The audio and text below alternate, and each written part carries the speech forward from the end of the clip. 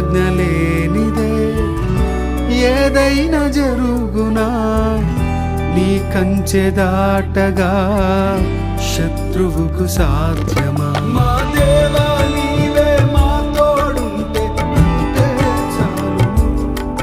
అపవాది తలచిన కీడులన్నీ వేలైపోవును. మా దేవా నీవే మా తోడుంటే అంతే చాలును. అపవాది